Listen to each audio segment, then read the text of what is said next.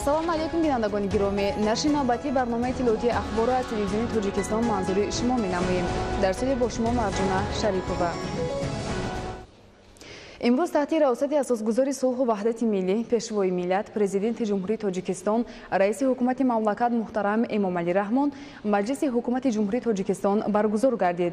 نخست اوید به حسابات درباره زمین‌های موجوده، تقسیمات آنها از روی گروه‌ها، نمودهای زمین و زمین استفاده برندگان جمهوری به حالت 1 ینور سال 2019 گزارش رئیس کمیته دولتی اداره زمین و گیاه‌دزی عارف خوجازاده شنیده شد. در کار مجلس لایحه‌های یک قطار قانون‌ها از جمله اوید به قانونی جمهوری تاجیکستان درباره حالت جنگی، درباره لایحه قانونی جمهوری تاجیکستان اوید به وارد نمودن تغییر الهه‌ها به قانون جمهوری تاجیکستان درباره باج دولتی، اوید به لایحه قانونی جمهوری تاجیکستان درباره وارد نمودن تغییر الهه به کدکس اندازی جمهوری تاجیکستان و اوید به لایحه قانونی جمهوری تاجیکستان درباره وارد نمودن تغییر الهه به کدکس گمرک جمهوری تاجیکستان محاکمه گردیده برای بررسی به مجلس نمایندگان مجلس عالی جمهوری تاجیکستان ارسال کرده شد.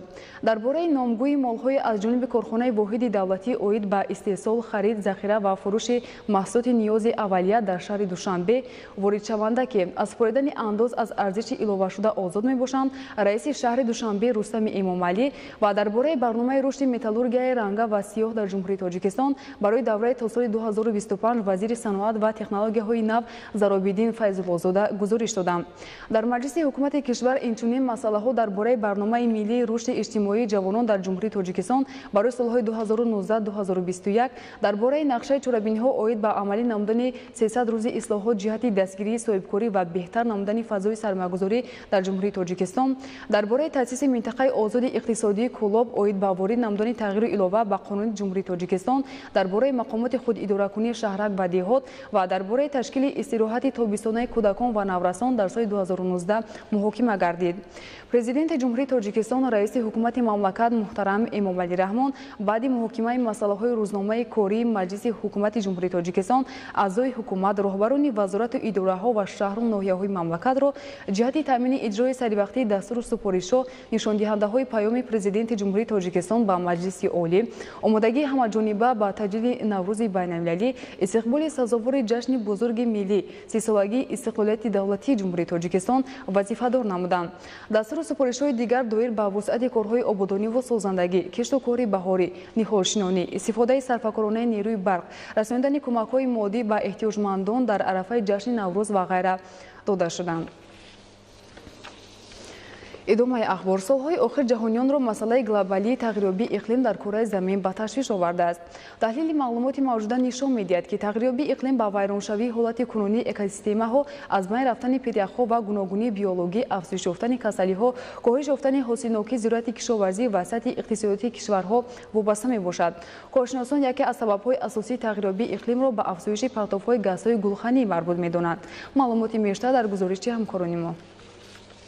تغییریابی اقلیم یکی از مسئله‌های گلوبالی زمانی معاصر به شمار رفته. آن سببی در گوشه و کنار جهان به عمل آمدن آفت‌های طبیعی از قبیل با سرعت آبشوی پریخ‌ها، آبخیزی‌های بی‌سابقه، طوفان و گردبادهای هلاکتبار، خشکسالی و آمدن سیل و فرآمدن یخ گردیده به ذخیره‌های آبی و هیدروانرژتیکی، سالمی جامعه و امنیت عضو‌قواری دولت‌ها تأثیر منفی می‌رساند.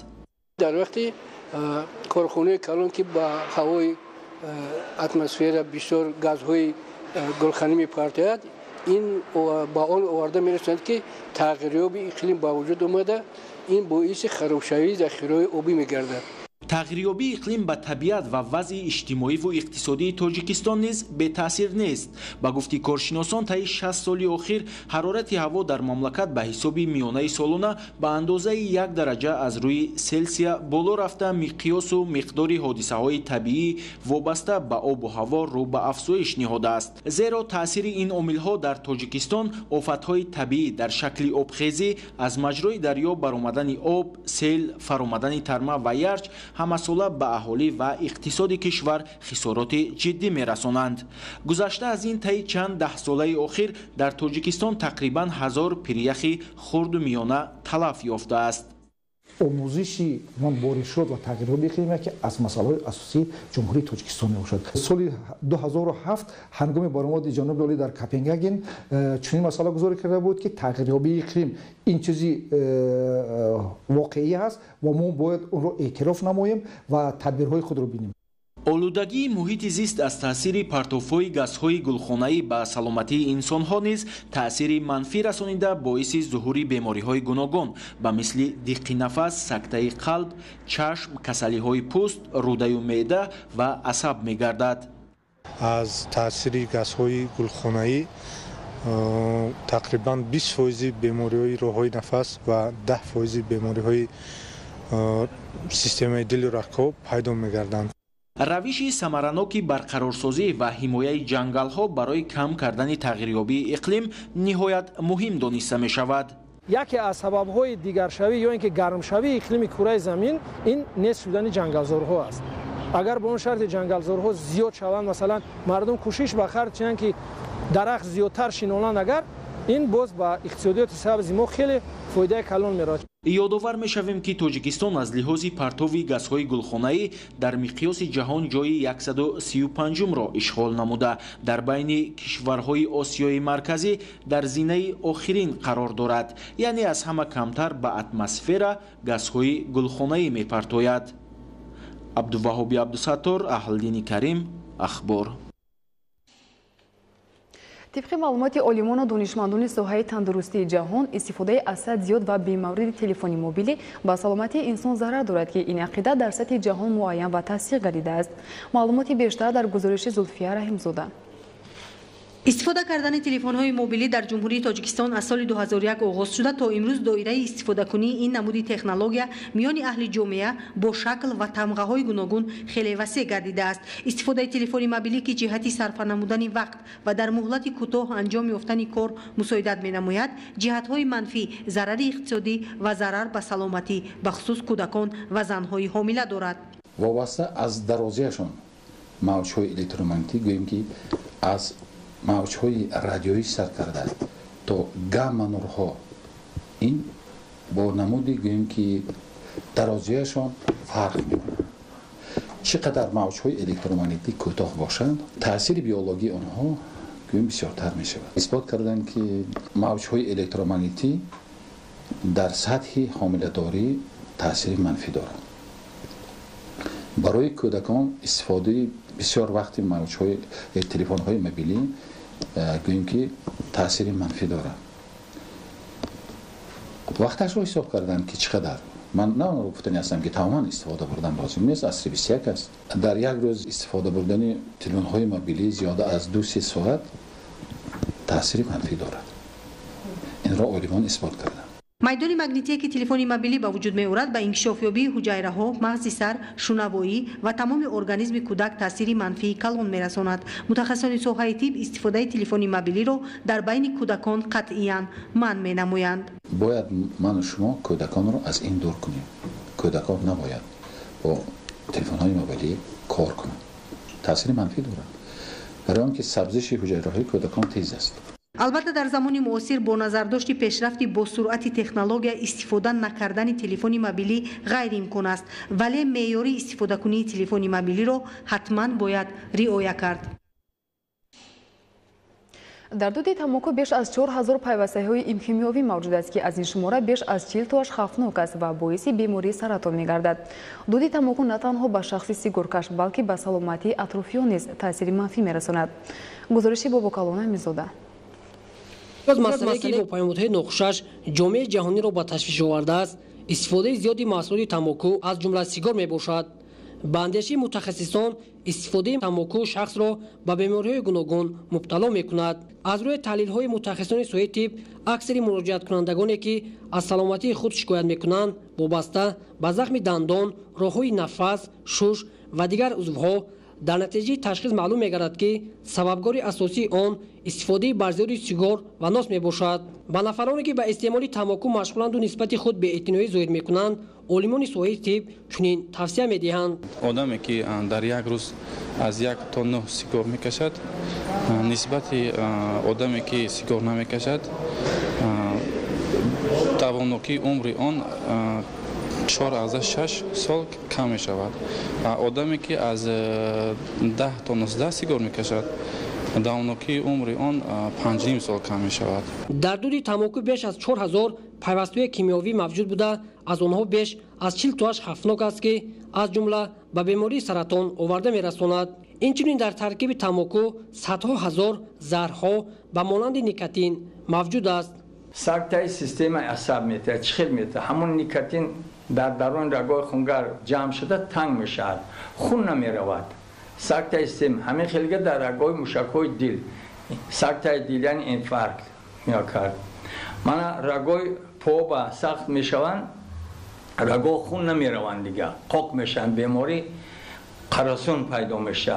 تاموکو برای زنان نیز خیلی ضررآور است. تحلیل‌ها ثابت نمودند که مادران تاموکوکش فرزندان به دنیا میآورند که علت‌های گوناگون دارند. هر نفری که به استعمال محصول تاموکو مشغول است، در برابر خود او با این رفتارش به اهل عائله و دیگر اطرافیانش ضرر می‌آورد. از این لحاظ توصیه داده می‌شود که هر یک شخص پیش از کاری را انجام دادن باید از فرد خود و نتیجه زیان‌آوری آن اندیشه کند.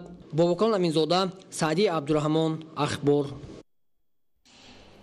با استقبال سزاوار جشن 30 سالگی استقلالیت دولتی جمهوری تاجیکستان در ناحیه ظفرآباد ولایت سوق، ساختمان نوسازی 384 انشاءات تعیینات گوناگون نقشه‌بندی گردیده. عین حال نزدیک 100 انشاءات مورد استفاده قرار گرفته است.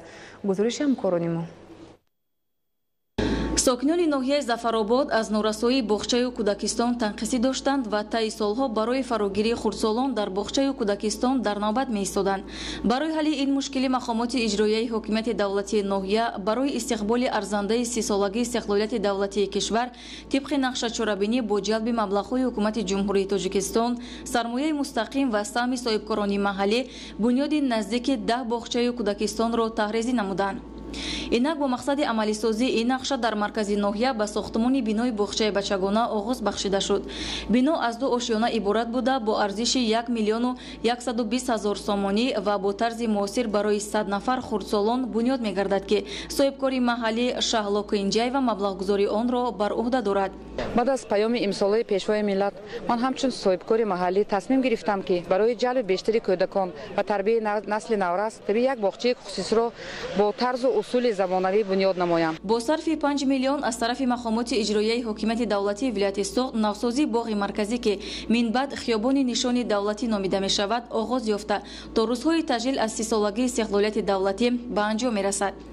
ҳамчунин бунёди сохтмонҳои амфитеатр, бунгоҳи саломатӣ, сартарошхонаи ҳаммом, кошонаи ҳусн, чойхонаи ошхона, майдончаҳои бозии футболи хурд, волейболу баскетбол ва дигар инфраструктурҳои иловагӣ дар назар дошта шудааст. дар ноҳияи ظفرآباد از نوسازی باغ فرهنگی فراغت آغاز گردید. در اینجا برای ساختمان‌های بازی مثلا بچگانه، میدانچه ورزشی، بنگاه طبی، کاشانه حسن برای بازی کودکان، فواره‌ها، حمام و دیگر اینفراستراکتورها به نقشه گرفته شده است. با مقصد عملی سازی هدف چهارم استراتژی مملکت یعنی رشد صنعت‌کنونی کشور تا جشن 30 سالگی استقلالیت دولتی جمهوری تاجیکستان 20 کارخانه صنعتی استحصالی بنیاد و نزدیک 1000 نفر ساکنان با جای کار دائمی تامین می‌گردند.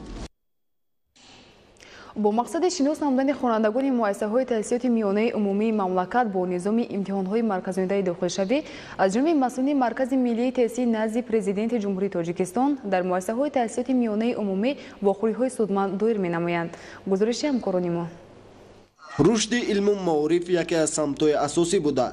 انکشاف دولت به بهداشت زمینه تعلیم وابسته است. در جمهوری تاجیکستان مرکز ملی تستی فعالیت می‌کند که با عادلانه و شفاف و تامین برابر حقوق داوطلبان هنگام داخل شدن به مکاتب عالی مملکت زمینه مساعد می‌گذارد. با مقصد شناس نمودن ختم کنندگان در مؤسسه‌های تعلیمی مملکت پیوسته از جانب مسئولین واخوری‌های سودمند دایر می‌گردد. چنین یک واخوری با ختم کنندگان مؤسسه تحصیلات میانه عمومی رقم 22 ناحیه رودکی با اشتراک نمایندگان شعبه معارف ناحیه دایر گردید. امروز کارمندان ریاست معارف درباره داخلچه به دانشگاه‌ها و کالج‌ها کارهای فهماندهی گذرانیدند. من اکنون آموختم که در مرکز ملی تستی چخیل داخل شوم و می‌خواهم در آینده ҷарроҳ шавам ва ватан самими қалб хизмат намоям. тавре таъкид гардид мақсад аз таъсис додани маркази миллии тестӣ пеш аз ҳама барои баланд бардоштани сифати таълиму тарбият дар муассисаҳои таълимии кишвар ва омода намудани довталабон ба мактабҳои олии кишвар мебошад.